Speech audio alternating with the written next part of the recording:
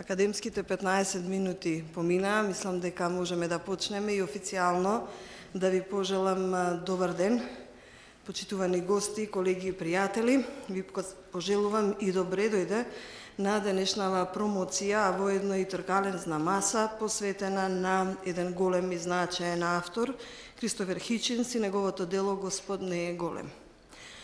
Ова, како што ќе напиша Library Journal, провокативна, предизвикувачка и страстна книга, која се препорачува без двумење, денеска конечно ја имаме и на македонски јазик, благодарение на Фондацијата Отворено општество Македонија, која го организира овој настан во рамките на одбележувањето на своето 20-годишно постоење и посветено работење во Република Македонија.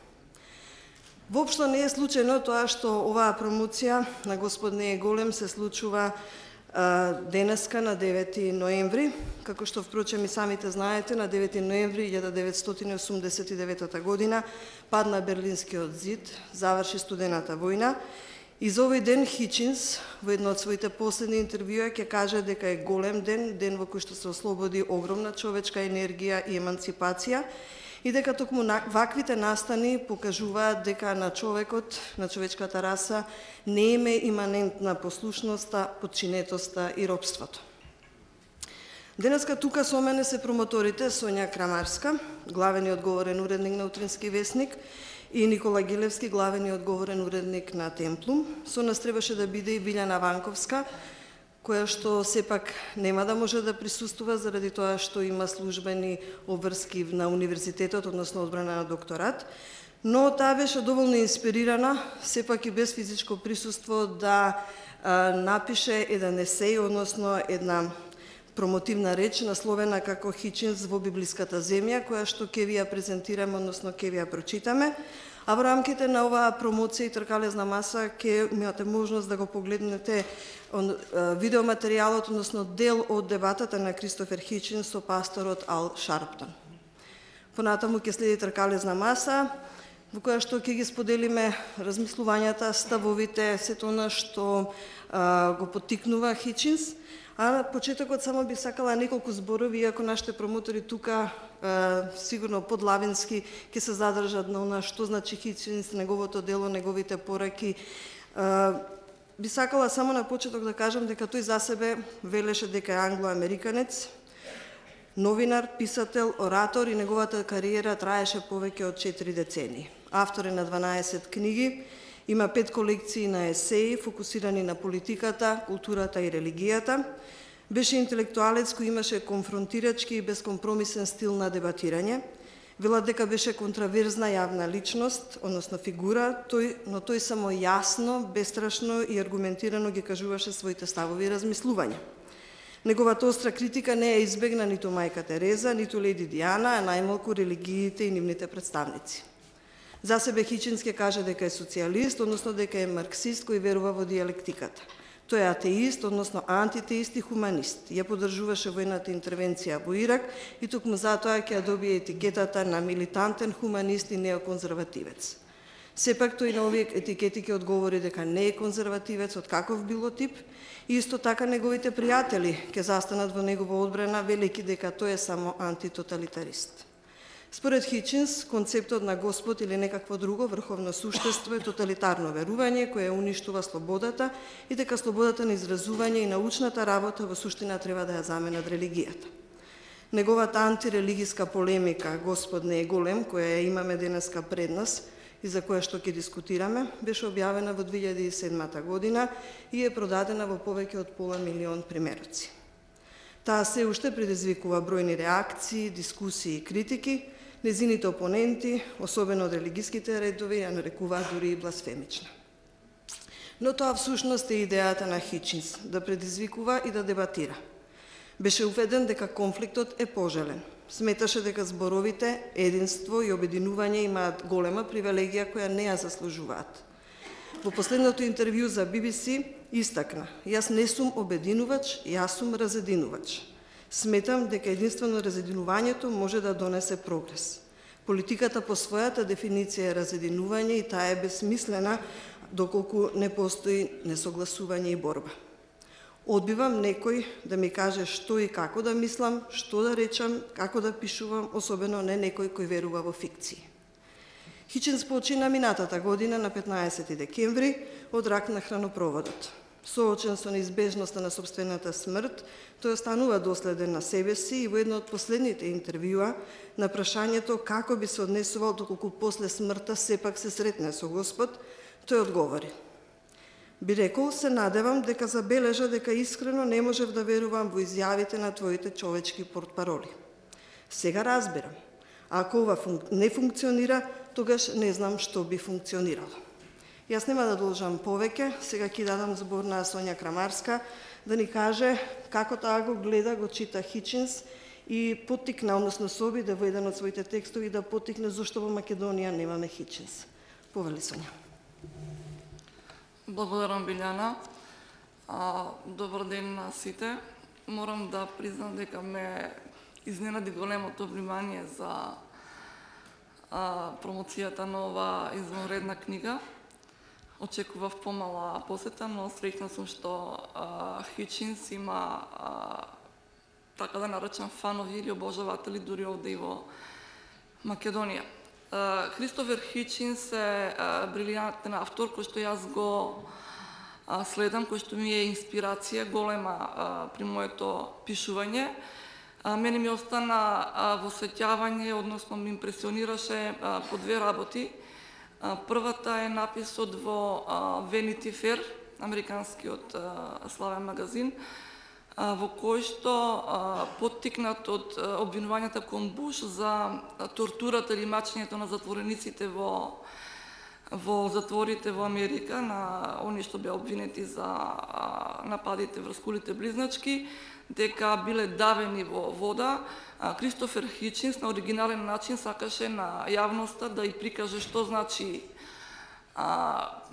овој метод, полициски метод, и самиот во својата редакција побара да му донесат да симулира давање во вода, односно навистина го давеа и потоа раскажуваше што доживела при тоа, сакајќи да ја приближи до јавноста оваа нечовечка метода.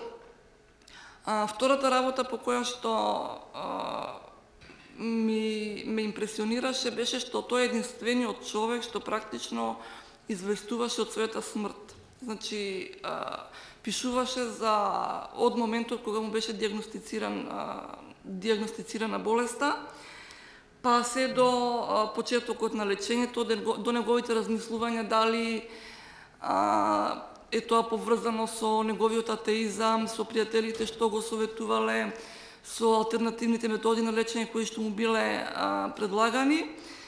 И практично, значи, до самиот крај, мислам дека последниот напис го прочита во Vanity Fair и после 2-3 недели стигна веста дека Хичинс починал.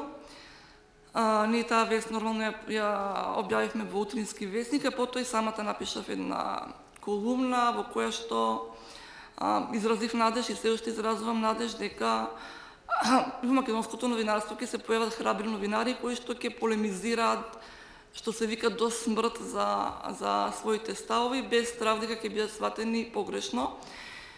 Хичинс многу пати е сваќан погрешно, значи не е лесно да кажете за мајка Тереза дека е обична албанска калуѓерка која што е проширена фама за да биде, за некој да собира профит поради тоа, мисли на религијата.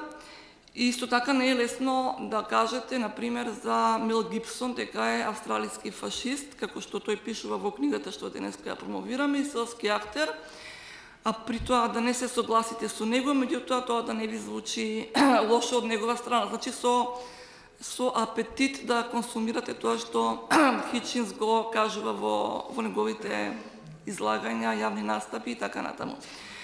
Значи, тој во меѓународната јавност беше познат како британец и жесток полемичар.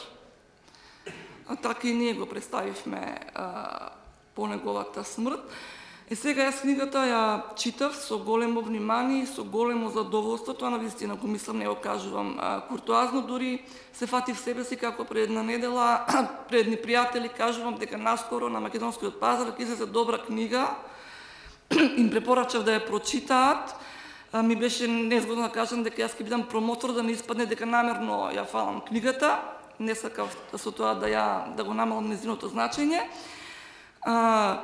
Што можам да кажам од тоа што јас го прочитав за книгата, неколку епитети, тоа е дека таа е раскошна по својот речник, што веројатно е заслуги на тој што ја преведува, да нашол соодветни зборови за секој збор на Хичинс, сликовита, бидејќи Кристофер Хичинс како известувач, репортер, безмалку од сите кризни жаришта во последните 40 години во светот, бил таму и преку таа книга не води и нас, на лице место.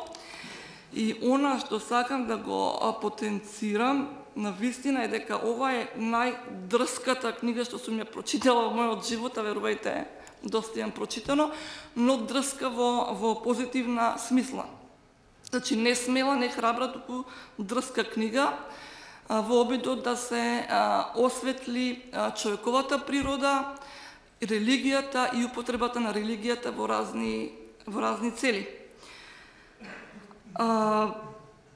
Во таа книга може да се прочитаат многу поуки за животот, тоа ќе го видите самите кога ќе почнете да ја читате.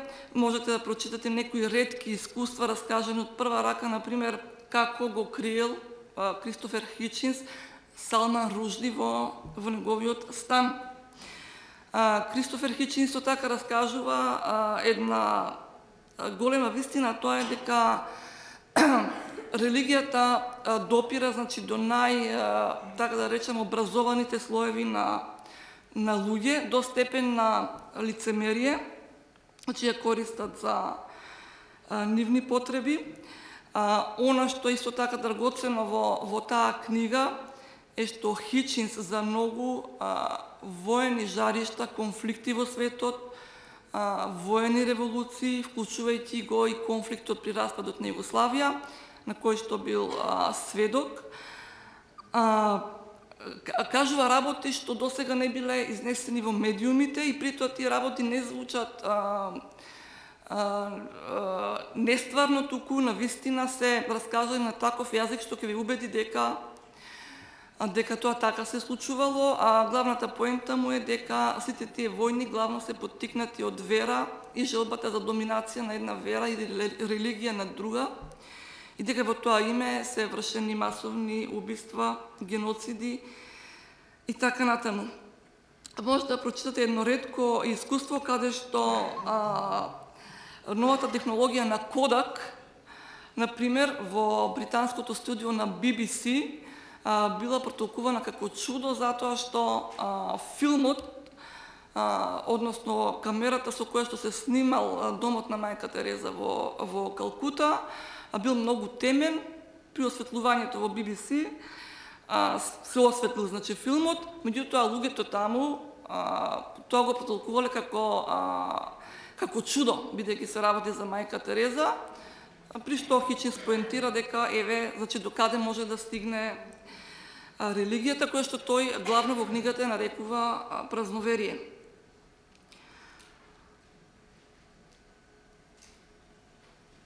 Преку оваа книга, Хичинс прави една многу длабока, детална вивисекција на човековата личност, кажувајќи дека луѓето некогаш прибегуваат. Тоа се работи што ние сите всушност ги знаеме, меѓутоа кажани низ неговото перо изгледуваат многу поверодостојни и поинтересни за консумација. Има еден податок што го знам, што Билјана не го спомна. Хичинс бил во Скопје, мислам дека во раните 90-ти. Ми кажа еден колега, не знам дали е тука сега, кога напишав мојата колумна, ми се јави и рече дека да, тука е Саша Ордановски, дека Хичинс преспал во неговиот стан во кисела вода. Добро, тоа нема да го кажем. да оставам време и на другиот промотор да каже нешто, само можам да ви кажам, значи најтопло да ве препорачам книгата, земете ја, читајте ја, ќе си поминете убаво со неја. Благодарам, Сонја.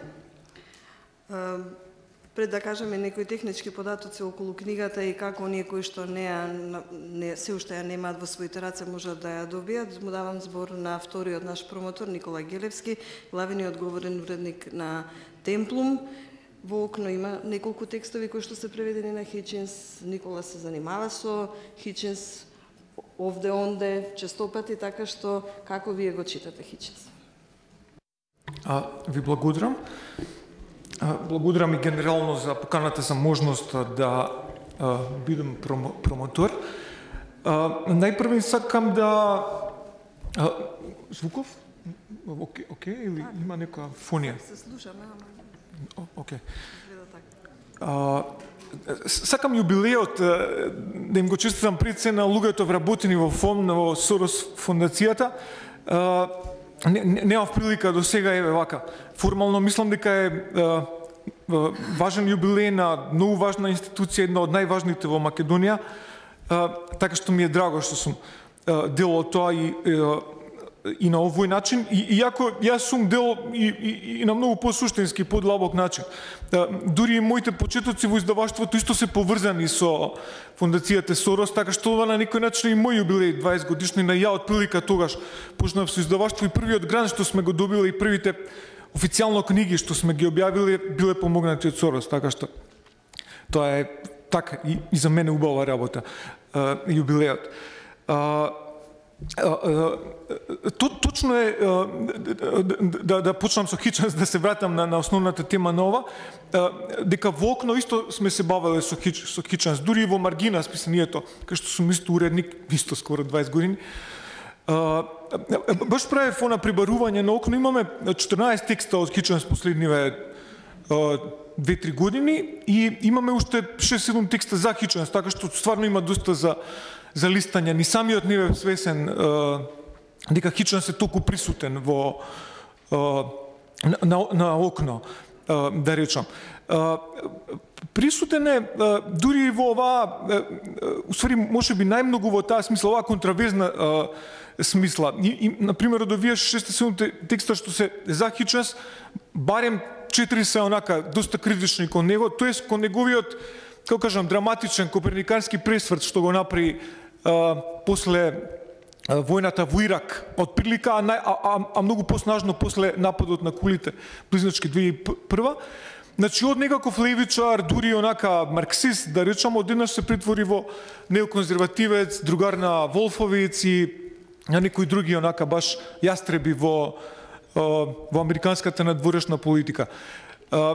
Тоа е, да речеме, најдлабоката, нели, контраверза на Хичинс, околу која многу луѓе се возбудија, он раскина многу пријателства, онака баш неверојатно блиски пријателства. Например, со Едвард Сейд, тоа беше онака легендарно пријателство. Па и со Чомски он бил пријател во раните години, а после онака жестоко се распука. Но како и да е, станува збор за една стварно многу колоритна, бурна личност која особено по смртта стварно заслужува, како кажам, длабинска анализа и длабински поглед. Не заради самиот Хичинс, туку затоа што низ Хичинс се прекашуваат многу интересни историски феномени. Така што таа лична драма на Хичинс, мислам дека е драма на многу луѓе. И дури на некој начин и некаков историски приказ, историска некоја инсценација на нашите бури, лутања, културни, политички дезориентации. Така што и во таа смисла приказната за Хичинс е многу интересна. Заради тоа јас решив малку да се задржам на неговиот, како кажам, на психолошки профил, на неговото растење. Веќе спомна некој предходно, во младоста он е баш марксист, онака порастан на Троцки, на Роза Луксембург. Мислам, такво му било и обкружувањето, он е оксфордско дете, таму тоа било секогаш помодно и престижно да се биде што по-лево.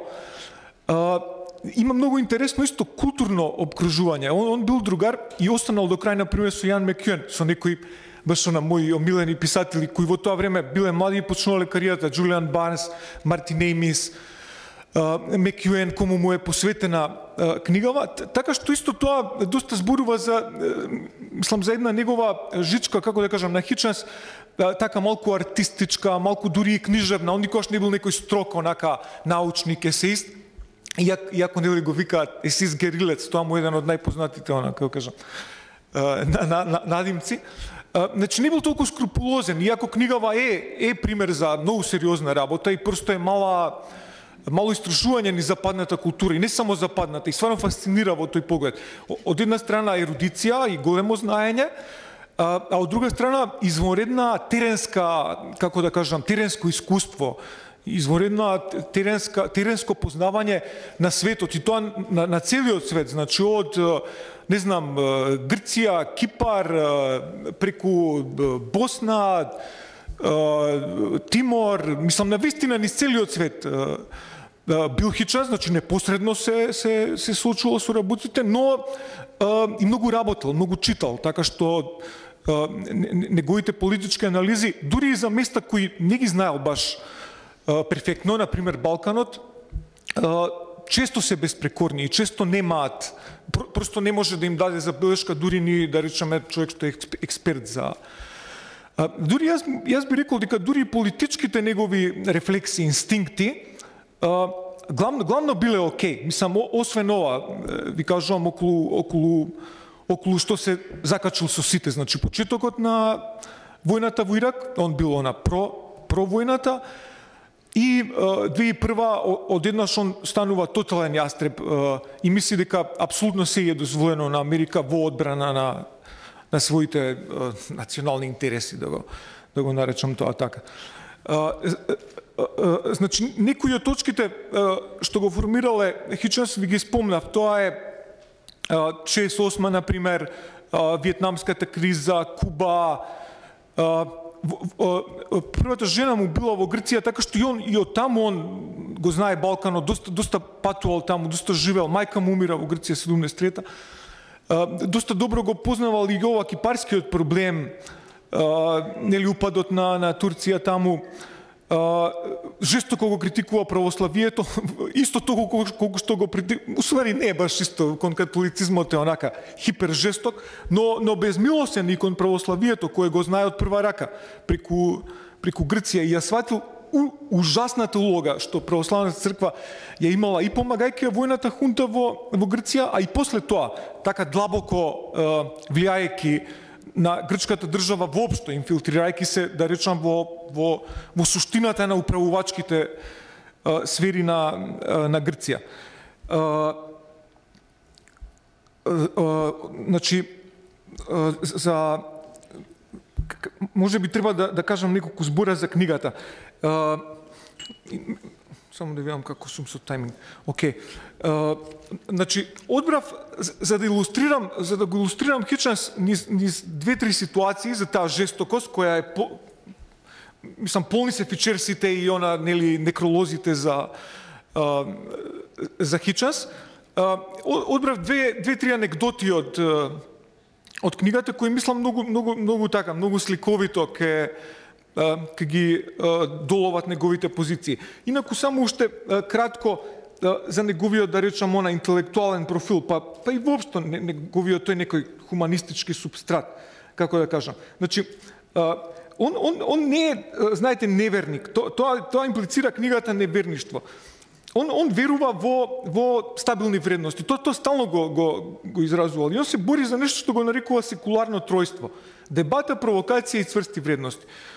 Особено за ова цврстиве вредности, мислам, книгава и е посветена заправо на цврстите вредности. Точно е дека она ја напага религијата од сите можни оружја, позиции и како да кажам, безмилосно, со многу малку емпатија за религиозните луѓе и за самата религија. Но за тоа стои сепак еден комплекс баш од најважните според него западни вредности, кои се содржат во отпорот спрема тоталитаризмите од сите бои, а он ја гледа религијата пред сега кој е тоталитарен потфат, Бог како диктатор, и значи другите западни вредности. Слобода, право на говор, она партиципација во општеството, рамноправност на луѓето и така.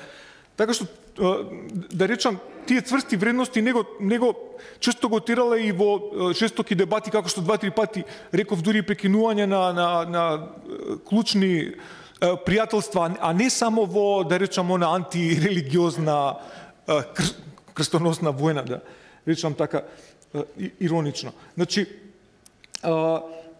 од овие клучните работи што го формирале, можеби заборев да кажам дека и он тоа го истакнува често, фатвата за Ружди, Хомеини која му ја упати на Ружди, нели, поканата за отворениот оглас за убиство.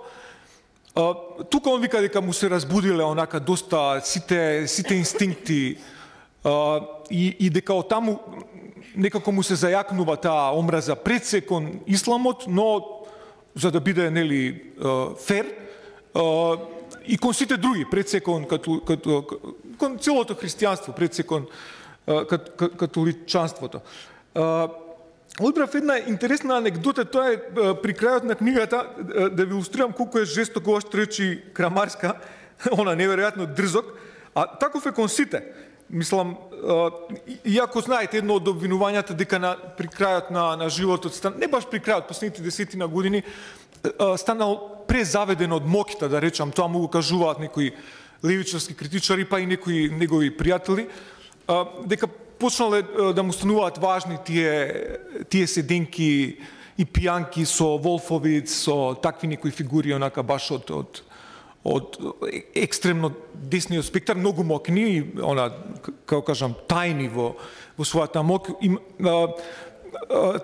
Така што, ама верувам дека и со нив Хиченс бил она, како да кажам, она, безмилосно отворен и критичен.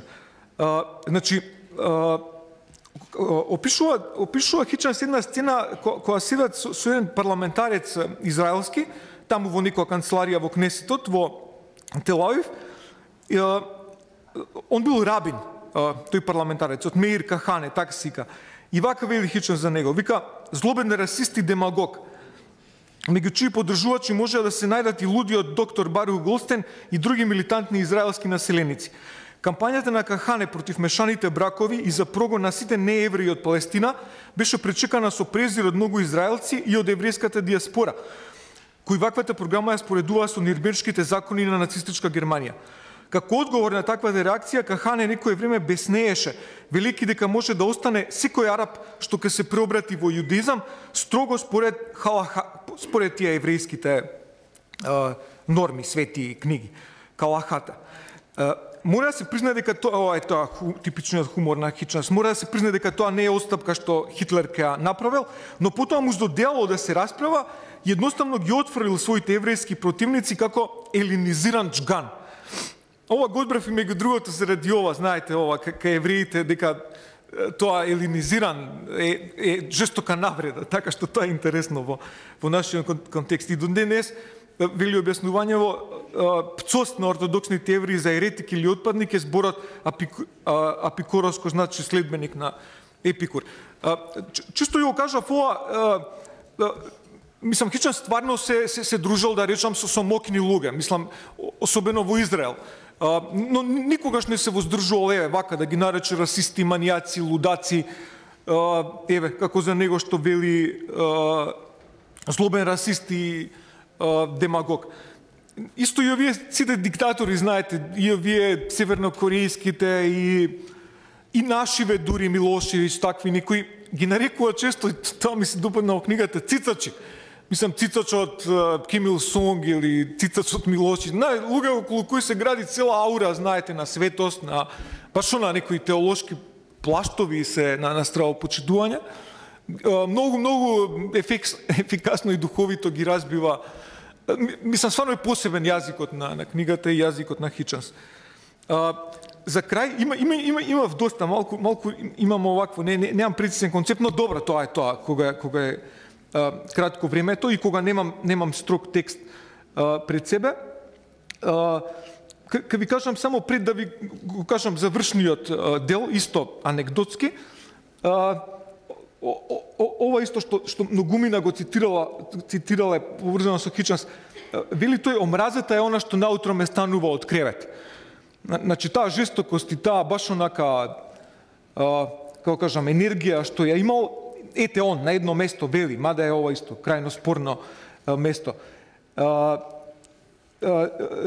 Тери Иглтон има исто доста критички текстови, не само кон Хиченс, него и кон Докинс, Денет, тоа нели како се вика, не е тројство, него е четворојство, борци против религијата, главните звезди, да речам, во таборот, тој Сен Херис, Денет, Докинс и ова. Иглтон иронично ги нарекува Докинс и Хиченс Хичкенс. Има исто интересен изразен, тоа ми е смешно. Докинс го викаат Ротвайлерот на Дарвин. Тоа е баш духовито за мене. Така што и Хиченс стално имал. Мислам, го зафркавал, не му останувал и не му должни. Чисто ги одбрана малку левичарите, кои стварно не му останале должни на, мислам, левичарите. Луѓето кои не се согласувале со, да речам, со преобразбата на Хиченс. Значи, на крај, ова парче старо, Масачусетс, 18 век, и тоа исто ми се свига, има и такви поетични моменти во книгата, онака баш подлабоки, историски некако повтемелени. Знаете и самите од овие 10 книги Хиченс што ги објавил, барем 4-5 се бават со темелите на американската, да речам, демократија, со Джеферсон, со Пейн, со Мил, со такви некои луѓе, така што пак да се вратам на почеток што реков, Хиченс стварно многу работил и не е тоа само површно лајање, туку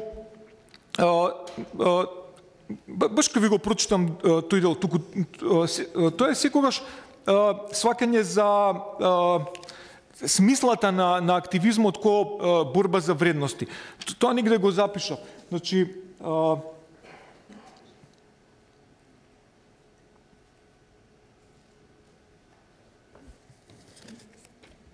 3 минути само ка ми дајте да го завршам ова.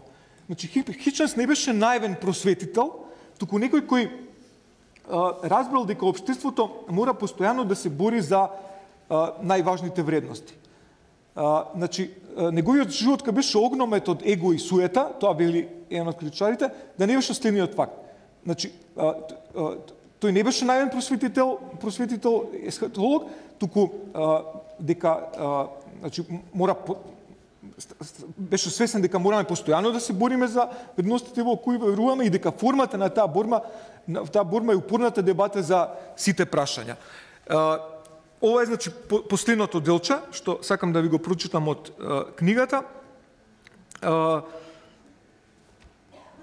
Значи, ви реков, станува збор за 18 век, пуританскиот Масачусетс е сцената. За време на сесија на Државното законодавно тело, небото одеднаш добило оловна боја и среде ден се стемнило. Ваквата заканувачка атмосфера, мрак на пладне, убедила многумина од законодавците дека набргу ке се случи она на што помислувале во нивните помрачени умови. Знаете, она крај на светот и сето тоа. Во тоа време се популарни тие теории, да речам, и тогаш стварно хараат. А и денес, и Хиченс се бори против нив. Знаете, оние ТВ свештеници, разни онакви популистички манијаци. Значи, побарале седницата да се прекине, за да си одат дома да умрат. Председателот на собранието, Абрахам Давенпорт, успел да ги сочува нервите и достоинството. Господа, рекол, судниот ден или е дојден, или не е. Ако не е, тогаш нема причина за паника и тагување. А ако е дојден, тогаш сакам да ме најде на моето работно место. Затоа предлагам да се донесат свеки. Во неговото време на ограниченост, завршува Хиченс, на ограниченост и суеверие, тоа било најдоброто нешто што господинот Давенпорт можел да го стори. Јас го поддржувам неговиот предлог. Значи, со тоа би завршил дека и нам денес исто ни се потребни свеки, маколку денов ни е мрачен. Ви благодарам за вниманието. Благодарам, Никола. Благодарам на Сонја и на Никола што се обидоа и ни го доловија колоритниот, дрскиот и жесток стил и живот на Хиченс.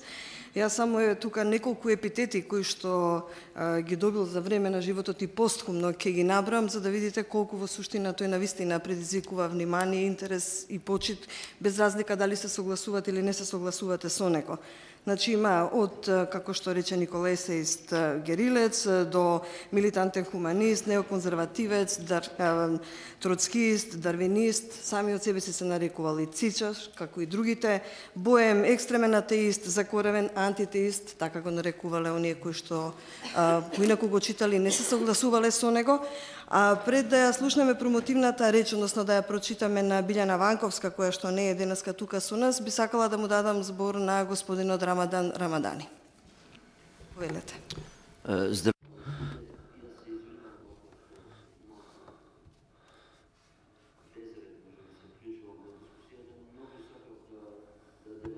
Темата и да кажам дека ова книга ја прочитав и дека уште од порано мислев дека имам нешто што да кажам во врска со издавањето на ова книга тука кај нас во Македонија. Јас наиме имав административна забелешка дека ова се прави во петок и тоа во 12 часот, значи кај што ние муслиманите значи имаме обавезна молитва која не е преиначена и во тоа осетив малку превид. Наиме јас ценам дека како што се бара од верниците да ги имат предвид неверниците, исто така и неверниците би требале да ги имат во предвид верниците. Ова наметливост се чувствува уште од насловот на книгата, значи и на оригиналот, и на преводот на македонски, со тоа малото Г во почетокот на книгата, што само по себе не мора да е лошо нешто, особено ако чиниме според авторот дека дебатата е една од трајните вредности кои треба да ја поддржиме. Мене ми е многу жал зашто не го исполнив првиот предуслов кој се очекува од верниците, а тоа дека сме многу захтевни, па не ве натерав да ги ставите слушалките, но верувам дека исто ќе се изразам и на македонски јазик и ќе го поштедам мојот пријател Исмаил од добриот превод што исто ќе го направеше. Прво што сакав да кажам како прва реакција, малку е духовито во стилот на господинот Гелевски, а тоа е дека првиот впечаток за ова книга ми беше еден стар, малку политички некоректен виц кој ни го кажува порано за германците, а тоа дека малиот германец правил домашни работи дома и го прашал татко му каква реченица е во фрижидерот нема пиво. И овој му рекол тоа не е реченица, тоа е катастрофа. И првата моја импресија за ова, дали ова и каква е ова книга, би било дека е катастрофа, но исто во позитивна смисла, како што рече господја Крамарска, значи како може дрскоста да биде позитивна, така некојаш може и катастрофата според сите тие лепези и чуда и квалитативни знаења кои ги има во оваа книга, пред се информации, помалку знаења, дека тоа може да се намери во позитивна смисла. Книгата, значи и авторот има една тенка нит на конзистентност што радува и во квалитативна смисла и во квантитативна смисла, зашто тука може да научиме за многу примери, значи уште и од светската историја, но и од актуелните примери, што чинам дека ова дебата, значи за вера, религија, секуларизам, верници и неверници, што некогаш знаеме да ја водиме во Македонија, ја издигнува на еден поквалитетен степен. Наиме, ценам дека она што досега е правено во голема мера во Македонија е користење на аргументите на една религија против друга религија и никогаш немало ваков материјал, да кажеме, конзистентен и обилен со квалитативни и квантитативни примери, кои што би ги, барем малку би ги похранувал интелектуално, да кажам, во загради неверништвото во Македонија, која од друга страна, мислам дека кај нас се одвива со два багови или пречки во таа дебата. Првата дека е полемиката помеѓу, пак ќе кажам во загради, верниците и неверниците се води помешана со со напорите за секуларизам и со одвојување на државата и религијата, што не остава простор, значи многу луѓе кои се верници да се вклучат исто така во заложбите за некаков вид на секуларизам кој тие би сметале дека е потребен или неопходен за државата, за Македонија. И друго, што често се меша таа тенката нит на македонски преведена помеѓу вера и религија. Наиме, религијата од латински значи стега и значи тоа збирот на прописи, но верата е нешто друго што може да има секој човек, дури и ваквите само прокламирани, значи антитеисти, сепак имале некоја вера во тие, како ги нарекува авторот, трајните вредности. И затоа сметам дека ова е квалитетна, значи илустрирано според дебатата која досега се водела тука во Македонија. Ако досега сме имале само увезени графити, значи и за ова дебата од Белград, од сега ќе го имаме уметникот Банкси тука, за да на посликовит начин да се води таа дебата, и чинам дека е ова напредок. Ова исто би го пофалил преводот, колку што можам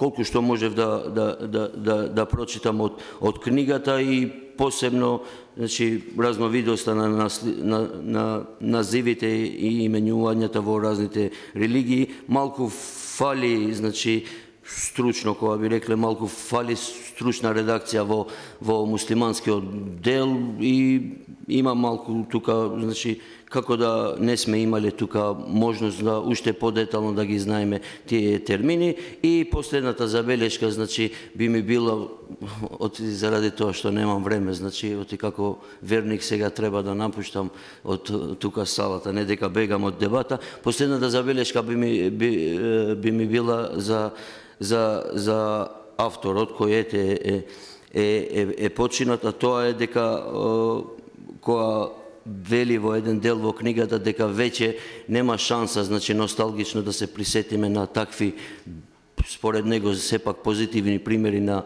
верата и религијата, и ги спомнува Аквински и Мајмонидес.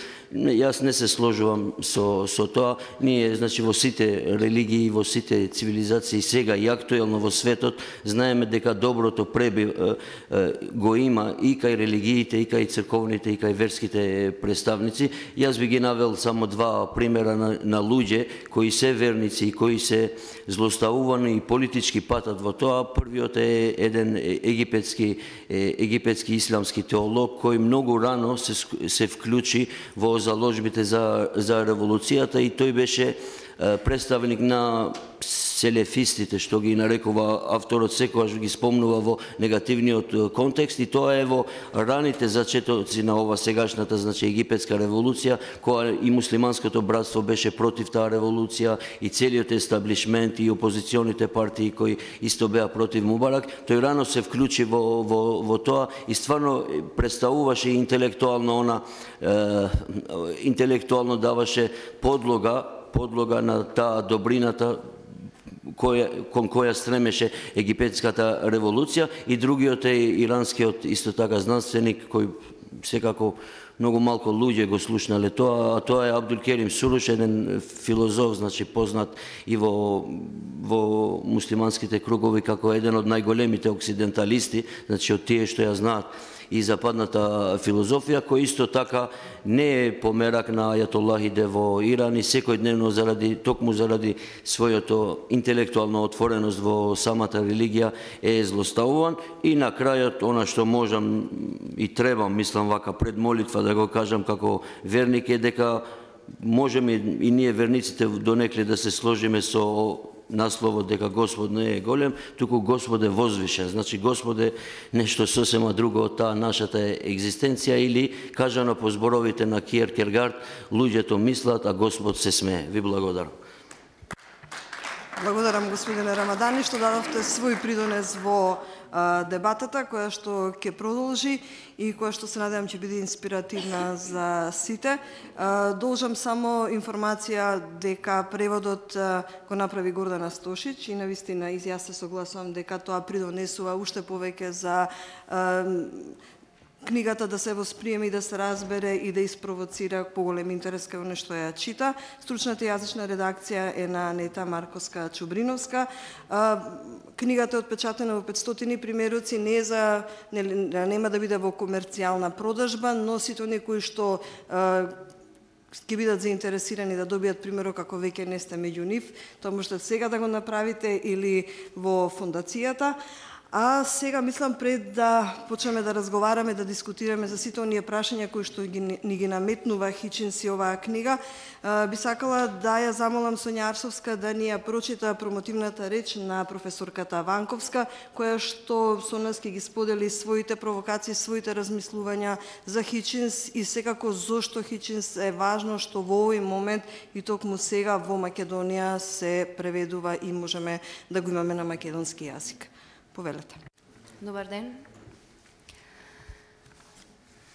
Почитувани, кога ме замолија да бидам промотор на книгата Господ не е голем, соопштив дека заради веќе закажана уврска на универзитетот, со големо жалење ќе морам да ја одбијам поканата. Сепак Фондацијата Отворено општество Македонија најде компромисно решение да напишам промотивна реч која ќе биде презентирана пред присутните, иако фактички се наоѓам на друго место. Затоа, простете ми ако денес се наоѓа во многу привилегирана, да не речам надприродна Божја положба. Можеби не семокина, ама денес сум се присутна. Ке ви ги прочитаат моите размисли, ке морате да верувате дека се мои, а при тоа нема да имате можност, барем не в лице, да ми приговорите или искритикувате. Дури и да го сторите тоа, моето физичко отсуство ми обезбедува можност да не го слушам одекот и ефектот на моите зборови врз вас како публика. Од друга страна, денес говориме за човек кој една година не е меѓу живите, иако неговите зборови имаат не помала сила од онаа која излегувала низ неговото уста или од неговото перо. Атеистот покажа како се станува бесмртен. Што и да кажеме денес за него и за неговото дело, тоа нема да има ефект врз него, туку врз нас. Подеднакво е кога се говори и за Господ. Или му се говори нему во молитвите и обраќањата, или на верниците и неверниците. Не можеме да очекуваме диалог со оној кој е предмет на дебатата. Бог, ако и постои како што тврдат светите книги и нивните следбеници, не се впушта во непосреден разговор. Во негово име зборува армија верници, монаси, рабени, имами и така натаму. Разговорот за непостоењето на Господ е секогаш разговор на луѓе кои неретко дури не се слушаат или однапред ја отфрлаат позицијата на припадникот од другата вероисповест или аргументите на некој кој е скептик, атеист или антитеист. Многу ме израдува приводот на Господ не е голем, но и самата промоција која возможува отварање на расправа за нешто што кај нас е табу тема, особено заради мултиконфесионалност и на верската толеранција, кои влечат корени во најмала рака од времето на османлискиот милет систем. Постоењето на луѓе кои својата слобода на вероисповест, загарантирана со устав, ја практикуваат на начин кој значи отфрлање на секое верско учење, е можеби една од најмаргинализираните теми во една и онака измачена заедница. Атеистите можете слободно да ги сместите на листа на не само малцински, туку и на ранливи групи со оглед на третманот кој го имаат во македонското општество. Благодарение на ова издание, иконата на атеизмот Кристофер Хичинс таси во Македонија, која мнозина сакаат да ја нарекуваат библиска земја. Мнозинството граѓани веројатно никогаш и не слушнале за овој брилјантен човек, а една книга е премалку за да се долови она што беше една од централните теми на неговиот животен пат. Во темен вилает, презентација на една книга на Хичинс е премалку, дури и премногу за оние кои веруваат во светата книга која е секогаш во иднина. Но, кога сте во темнина немате голем измор. Или ќе се навикнете на неа, или се ќе се свиде на жалење, или ќе запалите макар и едно чкурче, очекувајќи дека тоа ќе привлече внимание и ќе испровоцира палење на уште некоја. Сушност, тоа е она што великаните го правеле во историјата. Тие својата големија не му е должеле на провидение или длабока верба во Бога, туку на бестрашноста или любопитноста на човечкиот ум. Цената која ја плаќале била висока, без оглед дали го одбирале патот на Џордано Бруно или на Галилеј. Искрено, на мојата листа на корифеи на атеизмот Кристофер Хичинс не би се нашол на самиот врв. Предност, веројатно би му дала на Бертранд Расел или на современиците на Ричард Докинс. Но, Без дилема, Хичинс неодамна има заслужено позицијата на неприкосновен атеист и хуманист, медиумски популарен символ на битката на разумот против наметнатата религиозна верзија на сметот и смислата на човековото битисување. Тој тоа го стори не само со начинот на кој живееше, туку можеби уште повеќе со начинот на кој се соочи со смртта, со достоинство, прифаќање и неподклекнување наспроти очекувањето на оние кои со морбидно љубопитност и злорадост го чекаа мигот на навестината смрт за да ја потврдат тезата дека нема атеисти во рововите, тоест во безизлазни фатални ситуации. Тој почина како што и живееше, а беше активен на јавната сцена до последниот здив. Хичинс заслужува почесно место во пантеонот на атеизмот заради неколку работи кои го правија исклучителен. На прво место е легендарниот кутрашки став, инсистирање на вистината, па таман и небото да се урне. Беше страствен оратор, полемичар и ангажиран интелектуалец кој одбиваше наметнати авторитети, световни и божествени, дури и кога беа оправдувани со општото добро. За разлика од Докинс, тој не беше научник, ниту дел од организирано атеистичко движење. Но Хичинс успеа од себе да направи институција, пример за тоа како се оди низводно наспроти мејнстримот на опортунистичкото мнозинство. Лично, не секогаш се служува со се што е кажано од овој исклучителен примерок од родот на цицачи, како што самиот знаеше да каже за себе. Например, легитимирањето на милитаристичкиот хуманитаризам, односно воените интервенции во име на одбраната на човековите права е нешто околу што жестоко би спорила, но тоа не е тема на денешнава дебата. Важно е дека харизматичниот и луциден Хичинс никогаш не се ни обидуваше да се прикаже како нешто инакво од она што навистина беше. Човек со доблести и недостатоци. Господ не е голем резиме, кондензиран напишан израз на сето она што овој ерудит го имаше кажувано на безброј дебати, интервјуа или дуели на тема религија. Под насловот "Како религијата труе се" не е само рекламен трик на издавачката куќа за обезбедување профит. Хичинс живееше согласно со тој поднаслов. Без пардон, покажувајќи со прст на религијата и незината погубна улога врз развојот на човечкото општество, па и развојот на човечката личност. Накусо, окусницата на неговата позиција, кој некои ја нарекуваат атеистичка, а други антитеистичка, е во тоа дека Господ е создаден според ликот на човекот, а не обратно. Религијата е човекова творба, за која се нека велеше дека за мнозинството е вистина, за учените лага, а за владетелите корисна алатка. Таа е продукт на раното детство на човештвото, кое во неговата инфантилна фаза се обидува да го објасни сето она што го застрашувало и за кое немало одговор. Таа е реакција на човечкиот страф од смртта, во вид на надеж за постоење задгробен живот. Според Хичинс, секоја религија е по правило тоталитарна, затоа што почива на сликовито кажано истите принципи како и на општеството во Орвеловата 1984 или на денешниот севернокорејски режим, каде има татко, има син, но не е свет дух. На еден или на друг начин, секоја религија од своите следбеници очекува слепа верба за самоодрекување на слобода на избор, на грев, па дури и на разумно расудување, прифаќање на догмата и митот, не само како апсолутна, туку и вечна вистина. Господ е семоќен и се присутен, односно врши постојан надзор над се и секого во секој миг, па се притвара во своевидна полиција на мислата. Желбата, па и онаа грешната и иманетна на човековото суштество, но дефиницијата на тоа што е добро, а што е грев е во домерот на религијата и верските водачи, кои самите себе си се изземаат и си даваат индулгенции кога самите чинат зло. Дури на денешниот верник постојано му се посочува ништо што тој не може да биде виновен. Тоа е под теретот на првобитниот грев, ами на секоја друга невозможна задача која му задава совршениот Творец. Тој бара безпоговорна лојалност, верба и љубов, а неговите следбеници се слободни да легитимизираат злодела, доколку и кога се вршат во име на заштита на религиозните вредности или против оние кои доведуваат во прашање супрематијата на врховното божество. Хичинс не прави разлика меѓу религиите. Сите добиваат ист жесток третман, затоа што и почиваат на иста тоталитарна логика и догма. За волја на вистината, семокињат чекал да минат стотици илјади години од појавата на човекот на планетата Земја, за да им се прикаже и да ја даде морален и животен компас, како инструкции како да го почитуваат под законот вечен оган. Но еволуцијата на религиските верувања е интересна. Ако во раното детство на човештвото многобожството било нормална работа, современиот свет почива не само на ривалитет спрема апсолутната вистина, туку и на судена цивилизација.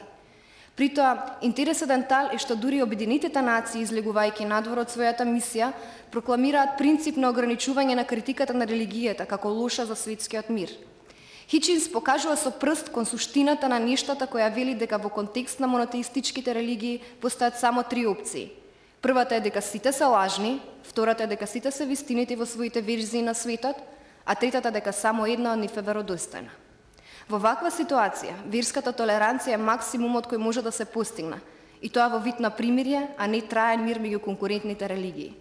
Притоа, неретко човековите праве, слободата и науката се колатерална штета од ваквото примирие на верска толеранција.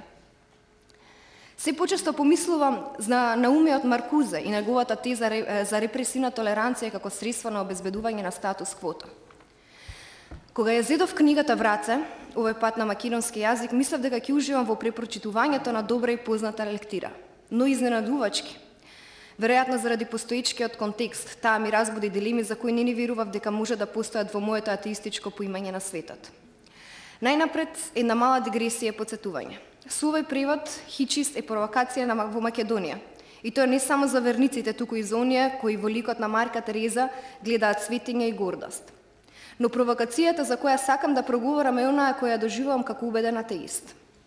Повторната средба со бритката и бескомпромисна логика на Хичинс е соочување со сопствениот страв на демократ атеист. Стравот не е поврзан со тоа да се биде атеист, туку со неговата јавна манифестација, па и застапување и бранење на јавната сцена. Денес, сосема погрешно е наметната една изместена слика за бившиот режим во која мојата генерација созреа, не само како за исклучително секуларен систем, туку и како непријателски спрема религиите. Денес мнозина веруваат дека комунизмот во Југославија не дозволувал верски слободи, па дури и го казнувал нивното практикување. Очигледно множина не можат или не сакаат да ја видат сличноста меѓу тој авторитарен систем, кој сепак не би го нарекла тоталитарен, и оној кој го велича религијата дури и во совршниот загробен живот. Како што кокетираа со национализмот, југославенските елити беа доволно мудри да ги толерираат и верските традиции, па дури и да им помагаат на верските заедници. Денес е непопуларно да се спомене дека автокефалноста на МПЦ е резултат на политичката воља на тогашниот систем, иако како впрочем и изградбата на соборниот храм. Тоа секако не беше во функција на овозможување на слободата на вероисповеста како човечко право, колку заради зацрстување на сопственото владење. Авторитарноста е жилба за владење на заедничкиот авторитарноста и жилбата за владење е заедничкиот именител на овој, ама и на секој друг световно црковен сојуз. Но, ако во минатиот систем тоа беше прикриена игра, тогаш во сегашниот демократски амбиент, таа взаемна љубов бесправно се манифестира па и прикажува во вид на новоизвојувана човекова слобода.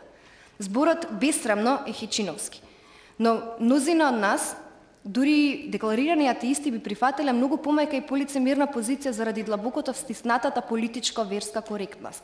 Затоа, кај нас речиси и да нема поединци кои би имале смелост да настапат по хичиновски стил, иако делат негови позиции. Како што лицемирно зборуваме за мултиетничноста и мултиконфесионалноста, како за наводно постоечки темелни вредности на кои почива македонското општество, така се однесуваме и кон прашањата на религиозноста. Секоја религија, организирана во црква, поседува иманентна тенденција да се прилива и да излегува од рамките на она што е нејзин домен детерминиран со уставниот принцип на секуларност. Ситуацијата е можеби уште посложена кога станува збор за секоја православна црква, вклучувајќи и нашата, за која се смета дека е историски докажана дека е заслужна за одржувањето на македонскиот идентитет во време кога не постоела национална држава. Во вакви околности, искушението за креирање цврсто државно верски или етничко верски сојузи уште поголемо. Не поминаа ни неколку месеци по прогласувањето на либералниот устав од 1991, а веќе немаше политичар кој не ги научи верските обичаи и кој не се појави в црква и не се прекрасти. Под 2001-та, вообичаени се владени посети на верските празници на исламската верска заедница. Останува отворено прашањето дали луѓето биле поголеми лицемири кога беа декларирани комунисти или сега кога сите редом се декларирани верници. Рамковниот договор иницираше промена во делот на уставот кој се несува за слободата на вероисповеста со тоа што ја отстапи привилегираната потенцирана положба на МПЦ, за затоа сите па затоа сега сите наведени верски заедници имаат формално ист правен статус. Во поделено општество, покрај етичкиот најважен идентитетски маркер стана и верскиот. Како што нема место за граѓани ни националисти, а националисти и антинационалисти, така нема место ни за атеисти. Интересно е што дури и кога се малцинство, атеистите будат неверојатен наплив гнев од сите верници без исклучок. Верувам дека е реално ќе ни се случи онаа ситуација опишена во вицот чие действие се случува во Белфаст. Кога ќе те сретне некој во темната уличка и те праша што си по вероисповест, ако кажеш дека си атеист, ќе следува подпрашањето: православен или муслимански? Национализмот има моќна религија, а никој смета дека таа е поголема од таа на вистинските вероисповести. Дури и кај големите верници може да се почувствува скепса за чудната запишани во Библијата или Куранот вистински се случили,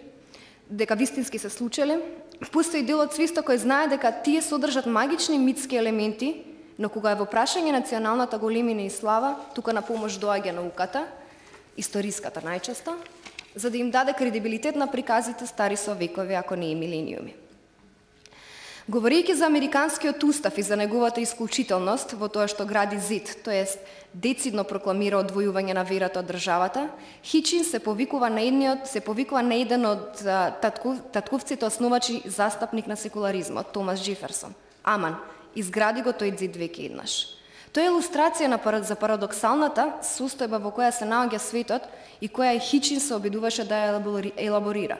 Имено, развојот на науката, техниката и технологијата, изучувањето на длабоката вселена и микрокосмосот не доведоа до намалување на моќта на религиските убедувања, па затоа зборуваме за најрелигиозни нации, меѓу кои на врвот се американската и ирската, а поблиску до нас хрватската или македонската. Очигледно, религијата се повеќе се поместува од онаа јавна сфера која нарекуваме рес публика, а незината улога не е онаа која е доделена во секуларното општество, да биде дел од интимниот, приватниот живот на поединецот, кој ќе ја практикува по слободна воља заедно со своите истомисленици, туку почнува да влијае врз низ екзистенцијални прашања поврзани со животот и смртта во земската држава. Во сојуз на конзервативните политички власти, верските погледи на нештата влијаат врз положбата на жената, прашањата на абортусот и бројот на деца, браковите, сексуалните слободи и така натаму.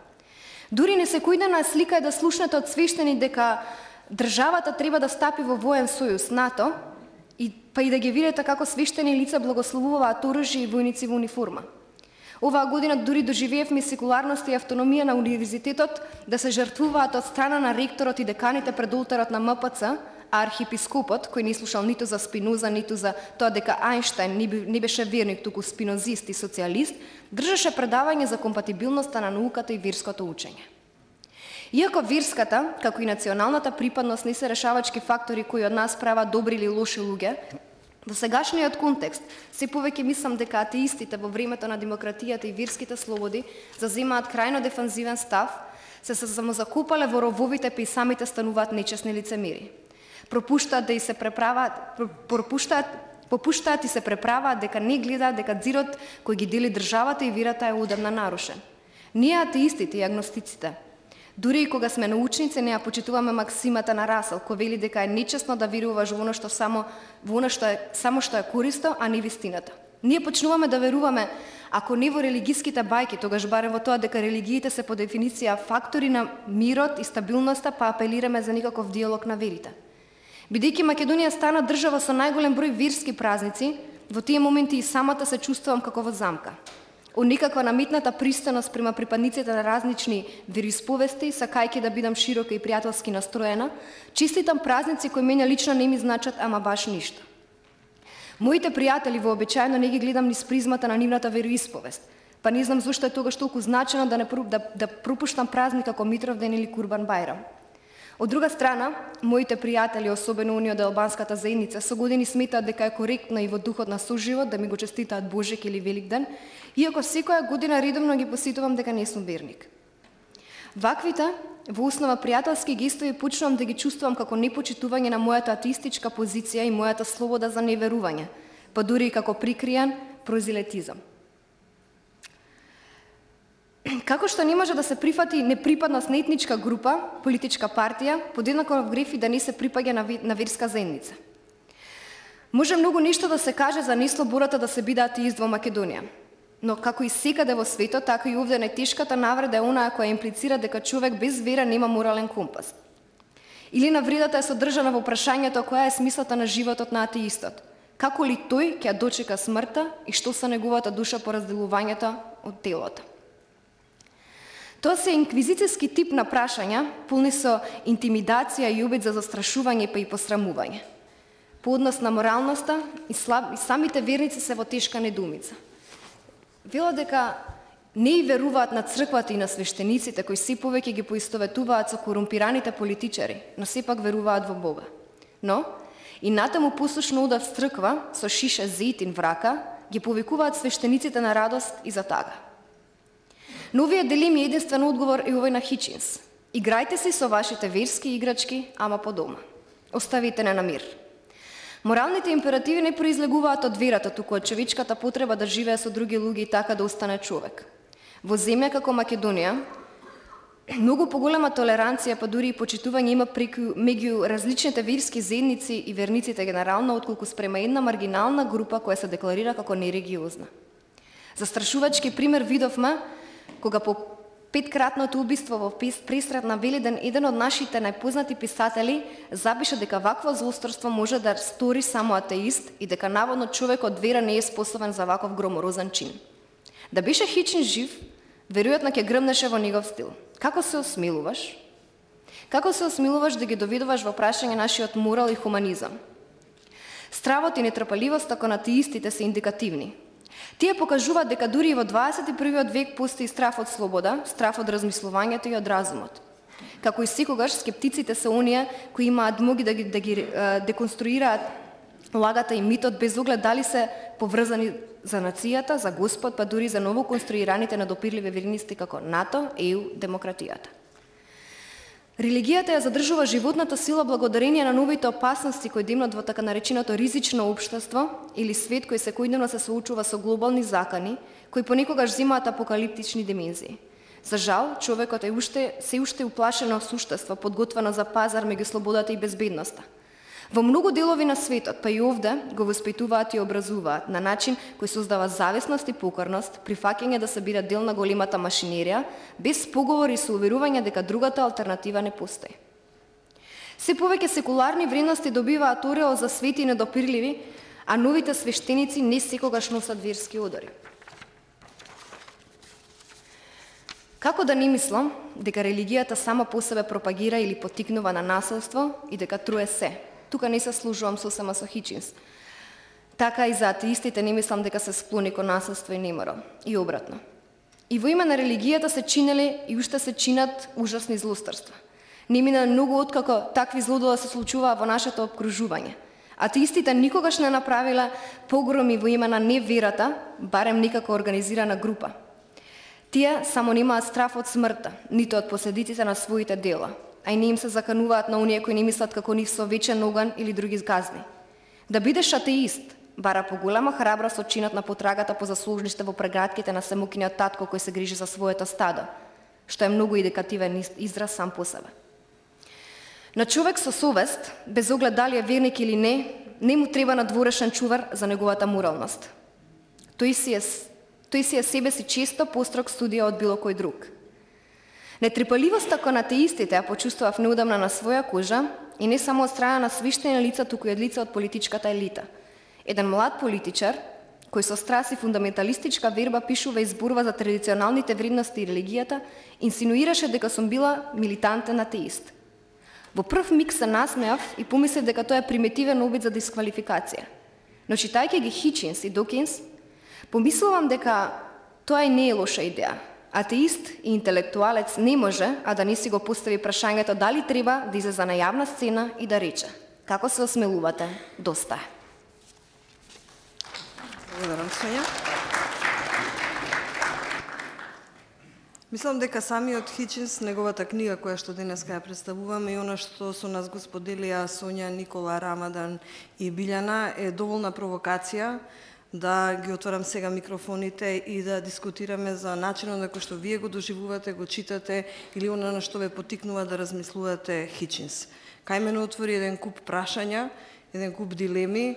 Нема да го злоупотребам просторот да ги споделам со вас, но чисто како поттик да не се мислите, туку да се вклучите во дискусијата, а тоа е што се случува со атеистите во Македонија, дали се тие обесправени или не, зошто секуларноста во Македонија, например, да се постојано се подкупува и како можеме да ја зачуваме, дали тоталитаризмот нависнува врз нас, особено со засилување на религиите, дали религиите се фактор на мирот и стабилноста или наобратното, можно ли и дали е воопшто пожелно примирие меѓу религиите и атеистите, зошто религијата, како што вели Хичинс, е неспособна да ги остави на мира атеистите и редица други прашања.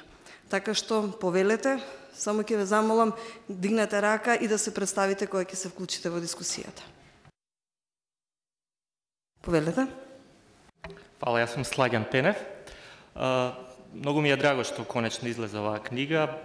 Колја спомна дека Хичинс често бил присутен и во Окно и во Маргина, но не спомна дека и токму од оваа книга 3 поглавја излегува во Маргина. Неколку месеци откако што излезе самата книга, имаше предлог тогаш и да објавиме целата книга, не беше толку актуелен Хичинс тогаш и жал ми е што чекавме дури 5 години за оваа прекрасна книга. Во секој случај супер е потегот. Уште една техничка забелешка имам за насловот, бидејќи оваа книга во оригинал се вика God is not great, а не се вика God is not big или God is not huge. Ние се откажуваме од некои зборови во македонскиот јазик.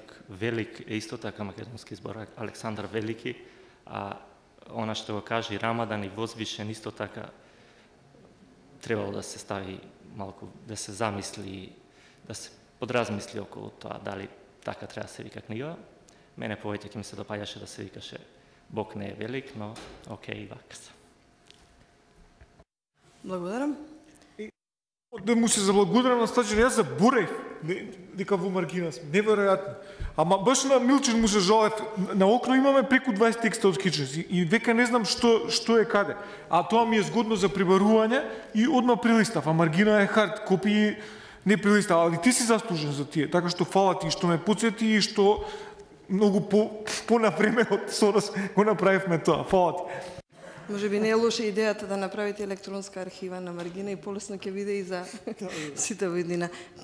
Други повелете? Видов повеќе клинати раце на почетокот, ама сега не можам да видам. Повелете, извинете. Здраво на сите, мирдите. Јас сум Линдита Кадриу, поранешна новинарка, поранешна асистентка на универзитет, сека и мене поранешно. Вака, ја на промоции не идам многу често од причина што тајмингот ми е некако неприроден, односно во тоа време кога се одржуваат промоциите на книгите, а тоа е 11-12, ја обично сакам да бидам во една кафана со едни посебни луѓе и тоа го одбирам. Ама одам на тие промоции кај што промотори се мои пријатели, тие по дефолт не ги пропуштам. Денеска дојдов само поради Колја, бидејќи Хичинс како име ми беше познато, ама не знаев кој знае колку. Насловот ме заинтригира, Господ не е голем, ама за него сега појма немам што да кажам. Ке можам дури откако ја прочитам книгата и тогаш кој знае колку ќе биде тоа интересно. Ама зошто сакав да зборам? Значи, првата причина ја кажав зошто сум тука. Втората ја сретнав во ходникот, односно Рамадан Рамадани. Тој е еден од пријателите што го запознав ова есен. А инаку го сметам за еден здраво разумски, многу потребен алтернативен, да речам, немакедонски глас во тој албански медиумски простор кој што е главно предвидлив, што ќе рече досаден, бидејќи јас ги следам напоредно нели македонските албанските медиуми. И нешто што кај него ми се допаѓа и нешто што генерално ми е како критериум да ги одбирам пријателите, бидејќи кога веќе не можеме фамилијата, бар пријателите да ги одбираме малку така поасално или бардем да се обидеме, е луѓето да имаат хумор, бидејќи сметам дека тие што на прв поглед изгледаат несериозно, обично се посериозни, а тие што изгледаат премногу сериозно, знаете така веќе имате слика, обично се неинтересни и во љубовта и во работата и така натаму. Мислам дека тој што има хумор има и добра мислам по дефиниција. Сега нешто за ова Господ не е голем. Знам дека текстовите не се, знам дека насловот не е буквален, ама сакав нешто ја буквално, онака да се кажам. Јас сум воспитана во верски дух и сметам дека тоа е една битна семејна работа. Бидејќи и самата сум родител, а поучена од тоа претhodно семејно искуство, значи, имам син од 13 години и од мал го учам на верски ритуали, го учам Господ е голем, тоа го викам, го учам да го сака Господ, значи му давам едно верско насочение, како да се изразам, една верска насока и сметам дека многу битно е, баш и со разни пријатели или во фамилијата зборувам околу тоа, дека битно е детето, посебно од мајката, таткото и во оваа работа не е важен, од мајката да добие верска поука, дека постои Господ, дека тој е голем, да не се плаши. Ја онака од мала сум била, татко ми вика, некако како вика, наивно, бестрашна си била, значи и со главата во зид удирав, така и детето го учам да не се плаши апсолутно од никого, вклучително и Господ, ама му кажувам дека тој постои и така натаму. Кога он ќе порасне, кога ќе направи 18 години, као што ќе одлучува за разни работи, нека одлучи и дали ќе го сака, дали ќе го карикира, дали ќе прави вицеви на негова сметка, што ќе прави негова работа, ама додека е малолетно, значи додека е мој ресор, јас сакам да го почитува и сака Господ, као што и мене ме учеше мајка ми да го почитувам и да го сакам Господ. Сега има тука и други работи. Мене ми е многу интересно да влезам во џамии. Кај нас не е толку вообичајно, не е забрането секако, но не е многу вообичајно жените да влегуваат во џамија. А ја па упорно. Го носам син ми во шарена џамија, нашата куќа во Тетово е близу шарена џамија и сега да не влеземе да ги видиме тие прекрасни арабески и така натаму е глупаво и со синот одиме, се разбира, љубезно пречекани таму и уживаме, седиме во дворот, ке запаламе една и така натаму. Лоша работа кај нас, баш ми е жал што Рамадан замина, е што верските објекти се некако затворени. Прво, мислиме, а вообичајно и така е, дека се само за мажи, но тоа само така се мисли, ама и така е генерално, грешка значи. Второ, исламската верска заедница, како и вашето, како ли се вика, се такви гнезда, сега да не кажам тука еден друг збор, мислам, вака еден поблаг збор, несимпатични друштва, така не би сакала со нив чај нешто да пијам и така натаму, и недуховити се, многу сериозно изгледаат, значи несериозни. Што не ми се допаѓа нешто кај нашите џамии, а ми се допаѓа кај црквите и посебно манастирите. Она отвореност кон светот. Например, шарена џамија, прекрасен објект, прекрасен парк има, тука старите, тоа не е работа на државата, на општината, како што повеќето добри работи кај нас се лични иницијативи. Иницијатива на старите луѓе што живеат во тој дел од градот каде што јас сум растела, направиле единствен парк во Тетово, убав, прекрасен, најубаво место во градот. Тоа е окей. Кај другите џамии, например, зошто не прават во дворот на џамијата да има реквизити за игра, деца да се играат тука, мајките да ги шетат децата, да прават муабет и така натаму. На тој начин објектите би се отвориле за луѓето, би изгледале по-нормално, по-опуштено, би имало живот тука, не само мажи што влегуваат и излегуваат 5 пати на ден, добро, и за тоа постои објектот, за да се кланјат.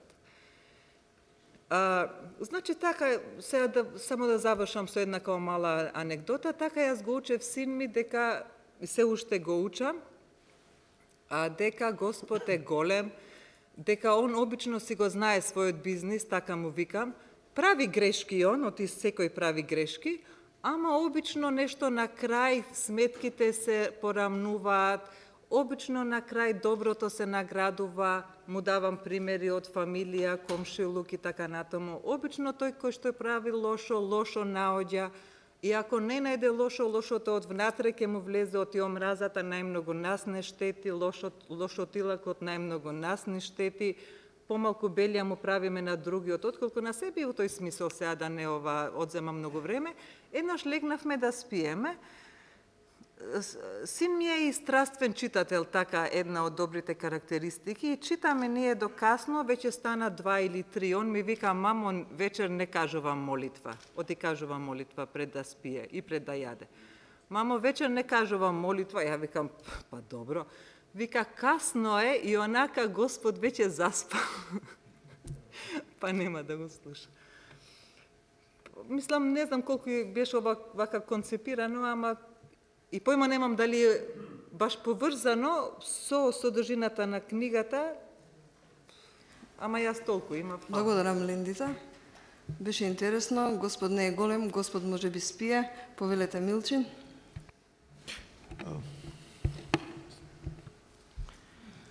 Ја морам да прочитам нешто од книгата, а потоа ќе ги споделам моите прашања со вас. Врз основа на судот на ангелите и светците го екскомуницираме, го отсекуваме, го проколнуваме и го анатемисуваме Барух де Спиноза со согласност на постарите и на целата оваа света конгрегација во присуство на светите книги, со 613 правила запишани во нив, со анатемата која Исус Навин ја фрла врз Ерихон, со клетвата со која Елисеј ги преколнува децата и со сите клетви напишани во нашите закони. Нека е проколнат и дење и ноќе. Нека е проколнат и кога спие и кога оди, и кога излегува и кога влегува. Господ Бог нема да му прости гневот и бесот на Господ Бог од сега понатаму ќе го горат овој човек и врз него ќе се истурат сите клетви запишани во светата книга. Господ Бог ќе го уништи неговото име под сонцето и поради неговите постапки ќе го отсече од сите племиња на Израел со сите клетви што постојат под небесниот свод и што се запишани во светата книга. Ова е клетвата што на 27. јули 1656 година постарите членови на синагогата во Амстердам ја издале во поглед на делото на Барух де Спиноза. И сега се прашувам, дали тие постарите од таа конгрегација имале лиценца од Господ да го изговорат сето ова? Прво прашање. Второ прашање. Ако имале лиценца, дали тој Бог е голем, велик, возвишен, или се работи за некој Бог кој не е таков, ако имале лиценца, ако имале контакт. И просто е запрепастувачко колку овие кои говорат во името на тој Бог, а колку што знам, Богот од Стариот Завет е де факто тој едниот, заедничкиот.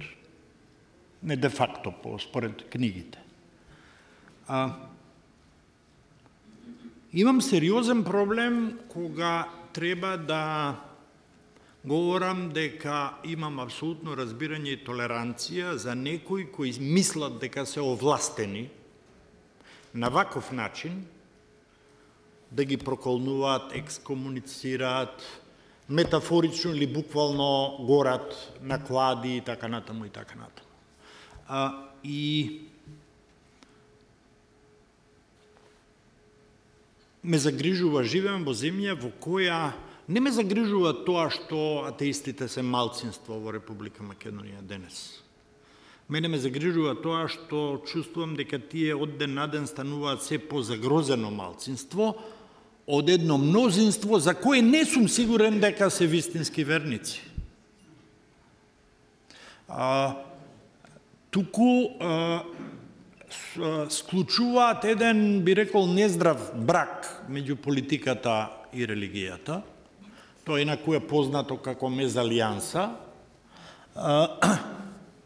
Во некогашно кралство на Југославија тоа се викало конкордат, ми се чини, меѓу Александар Караџорџевиќ и католичката црква, склучен, со кој тој дал посебни привилегии.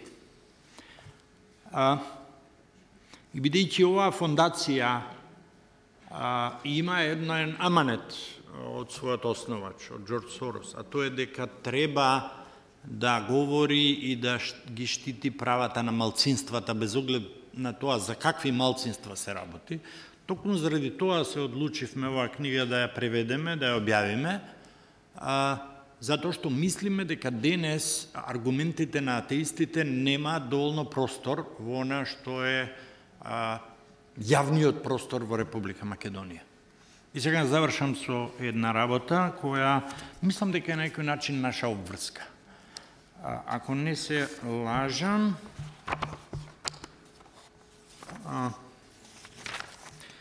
последното, односно,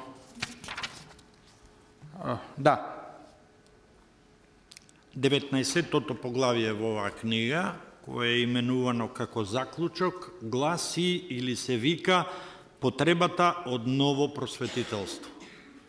Мислам дека е тоа аманетот што ни го остава Хичинс.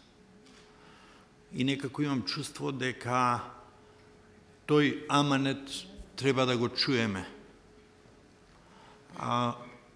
Затоа што, барем јас не верувам во тоа дека историјата се движи напред од ден на ден сама од себе.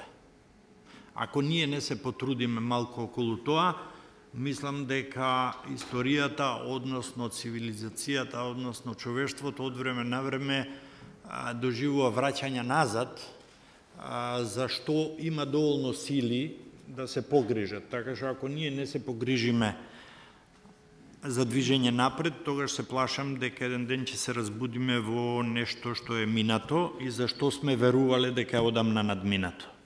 Еве јас толку благодарам, Билјана. Повелете. Да се представам, Саша Ивановски, Наша ТВ.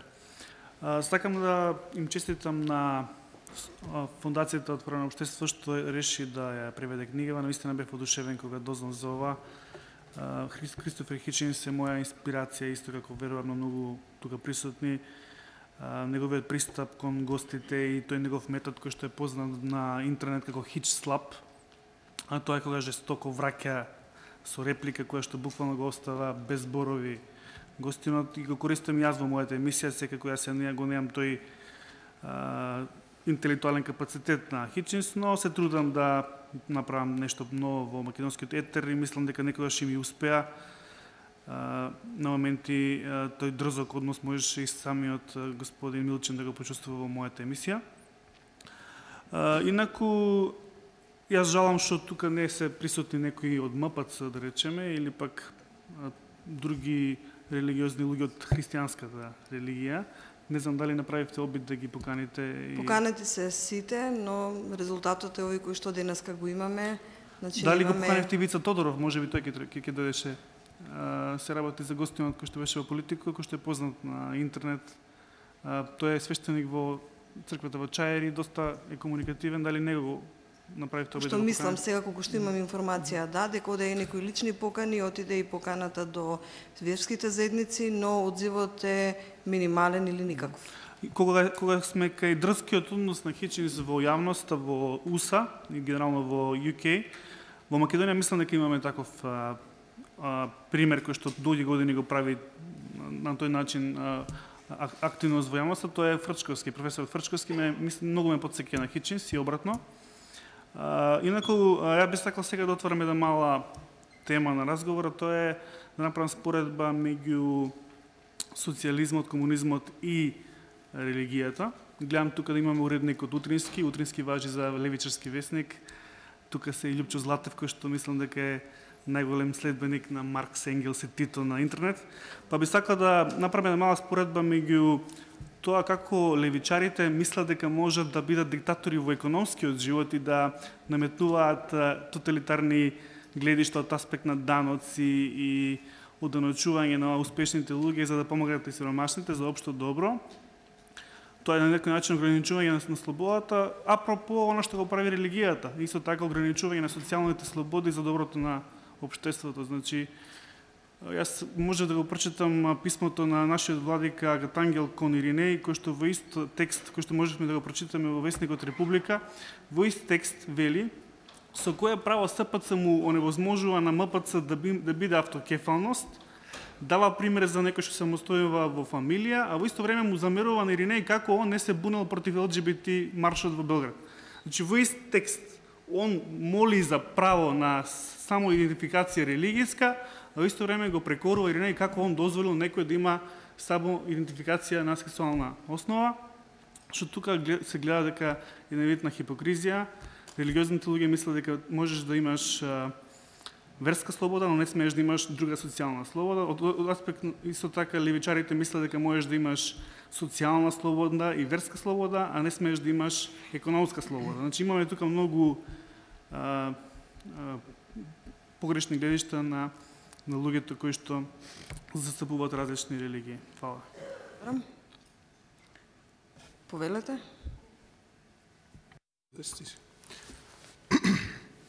Саше, благодарам за етикетите, иако не беа потребни, сериозно. Значи, може би сакаш да го имитираш стилот на Хиченс на било каков начин, ама со овакви неаргументирани етикети не може ништо да направиш у кариерата. Тоа е првата работа што сакам да ја кажам. Второто е дека многу ми е мило што конечно една ваква добра и важна книга која отвара многу значајни дебати во општеството беше промовирана во Македонија. Ја имав среќата да ја добијам пред неколку дена, ја разлистав колку што можев и во мене отвори доста интересни прашања. Сега, јас сакам дебатата да ја насочам во еден поинаков правец.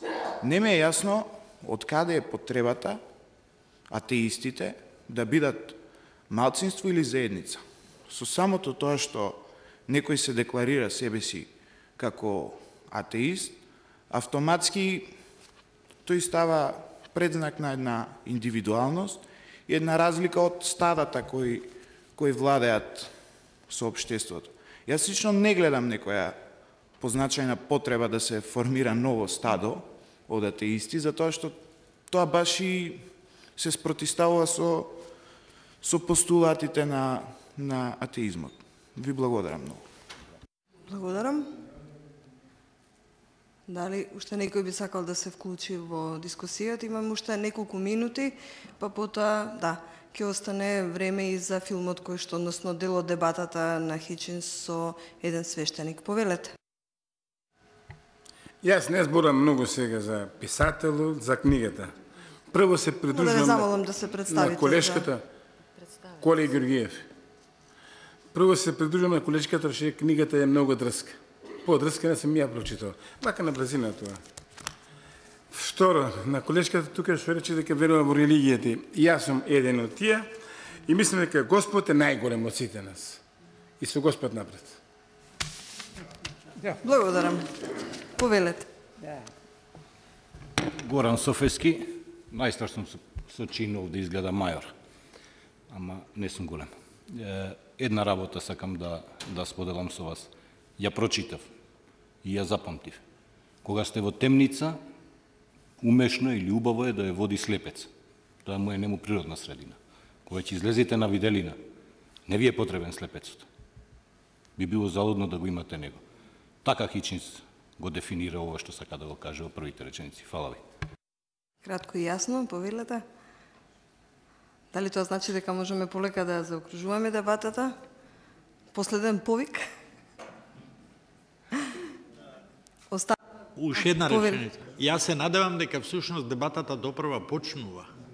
Зашто ако целиот одглас, целиот ефект на оваа книга биде само оваа дебата што имаме денес, тогаш не вредело да се преведува, ниту да се објавува.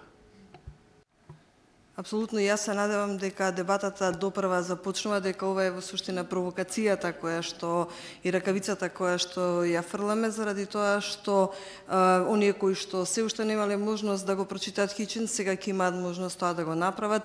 Оние кои што се воздржувале, сега имаат шанса да ја поттикнат или да се вклучат во дебатата. Мислам дека сега на крајот можеме да го погледнеме видеото, односно дебатата на Хичинс, делот дебатата на Хичинс со свештеникот Ал Шарптон, а потоа следува еден мал коктел и само да кажам дека она што Милчин го спомена, веројатно нешто за кое што треба да размислуваме како предизвик, а тоа е дека дали во суштина просветителството и она што Хичинс за кое што се залага е тоа дека вистинското просветителство е во суштина вистинското проучување на човештвото, односно на мажот и на жената. Веројатно тоа се некои одговори кои што треба да ги бараме. А сега да го погледнеме самиот Хичинс. Ви благодарам на сите за тоа што, затоа што 9 минути е видеото и од тие причини не би сакала понатаму да должам, туку сега да го заокружам овој официјален дел. И јас лично да се заблагодарам на Фондацијата Отворено општество Македонија и на господинот Милчин што ми дадоа можност да бидам денеска домаќин и модератор на оваа промоција и на промоцијата на оваа значајна книга. Благодарам и да го погледнеме Хичинс на крај.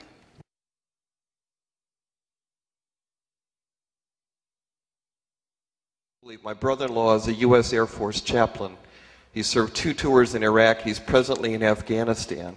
He ministers to men and women who have seen horrendous evil and experienced it firsthand. And yet his services are overflowing. He's done many baptisms.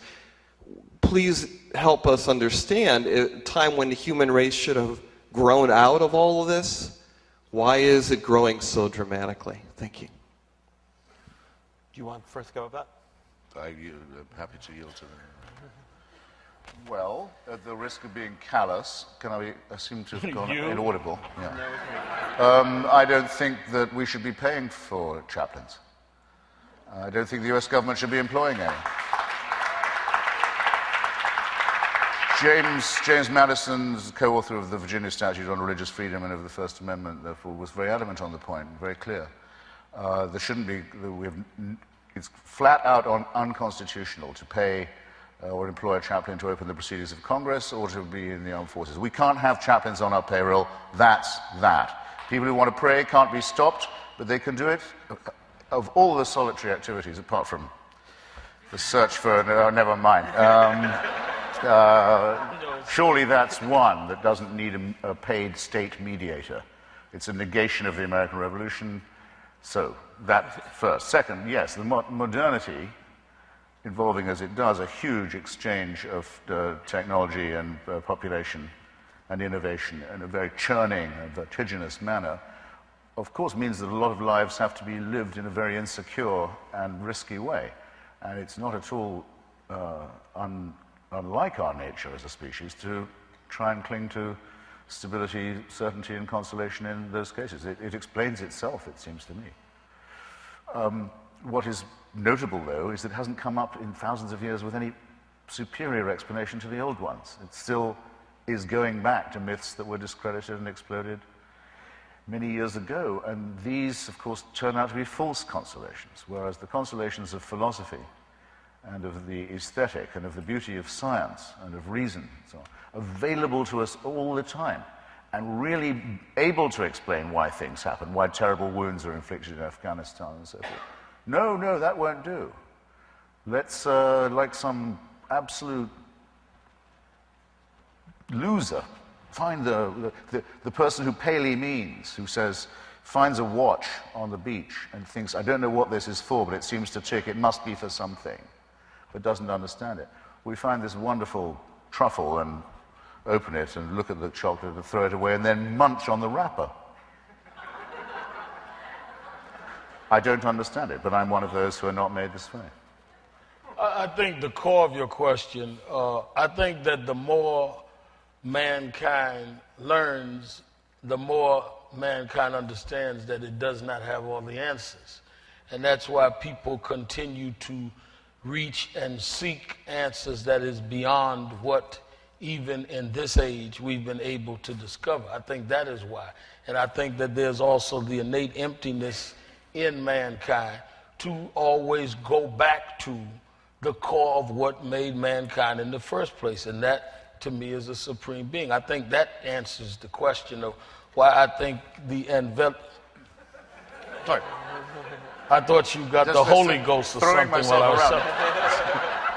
But I think that's why you see the rise of evangelism. That's when it shout and holler. Whether or not I agree with the rise or not is another question. But I think the quest is inspired because of the increased knowledge has not answered the question of where it begins and what governs all of the things that obviously operate in some order and with some precision.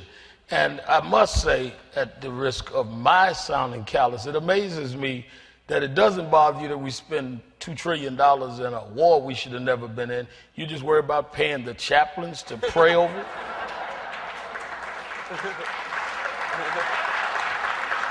Yeah, well, you see, I don't love our enemies, and I don't love people who do love them. I hate our enemies, and I think they should be killed. And I think that they want to kill me.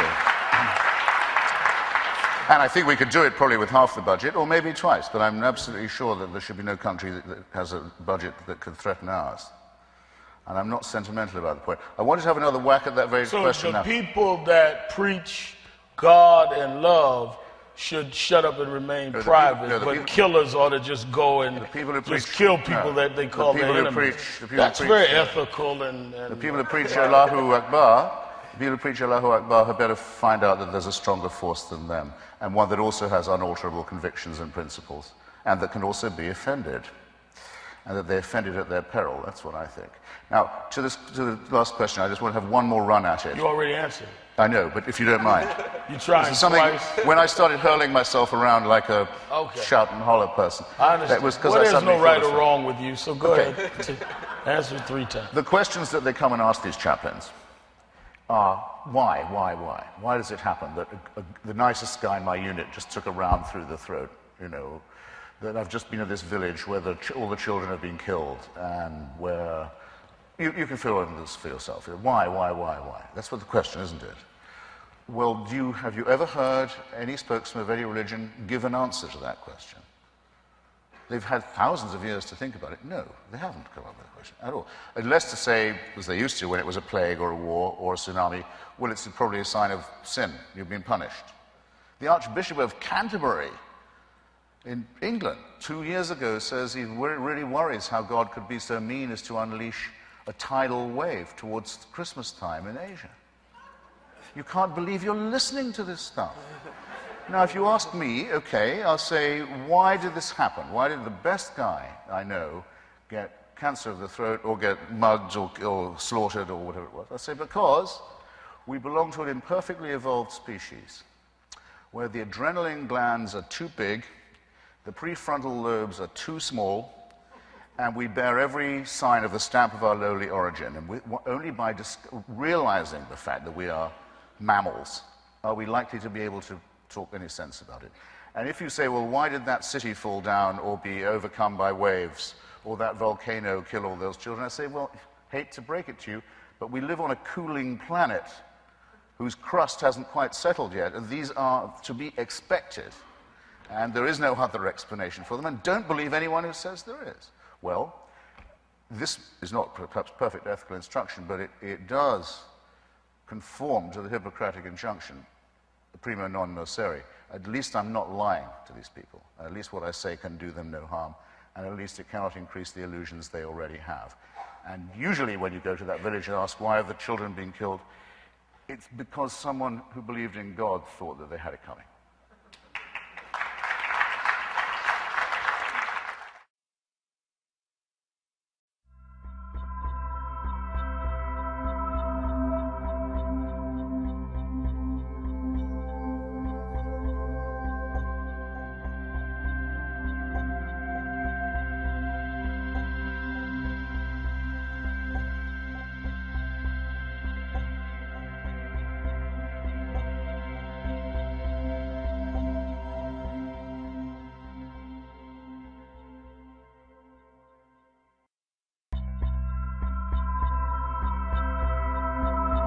Forward TV. The world is thinking.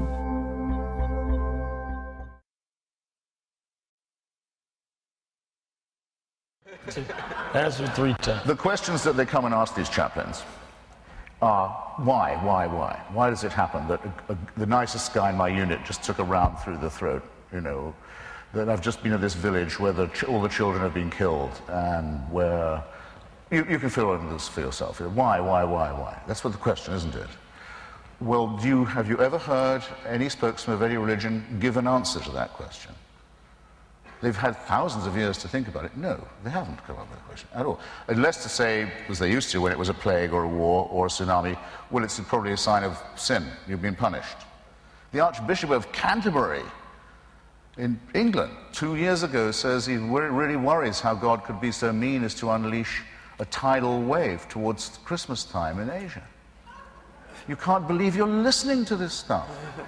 Now, if you ask me, okay, I'll say, why did this happen? Why did the best guy I know get cancer of the throat or get mugged or slaughtered or whatever it was? I'll say, because we belong to an imperfectly evolved species where the adrenaline glands are too big, the prefrontal lobes are too small, and we bear every sign of the stamp of our lowly origin. And only by realizing the fact that we are mammals are we likely to be able to talk any sense about it.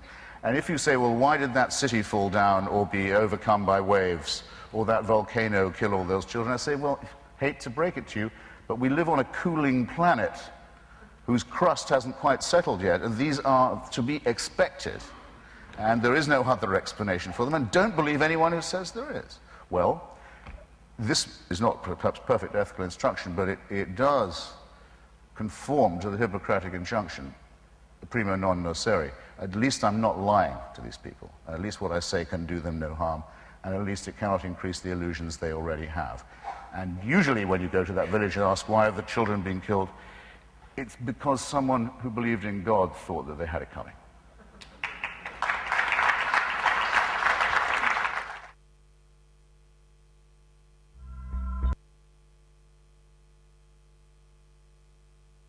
Уште еднаш ви благодарам за тоа што бевте денеска присутни и учествувавте во оваа промоција Тркалезна маса. Има еден мал коктел и можеме да се дружиме неофицијално.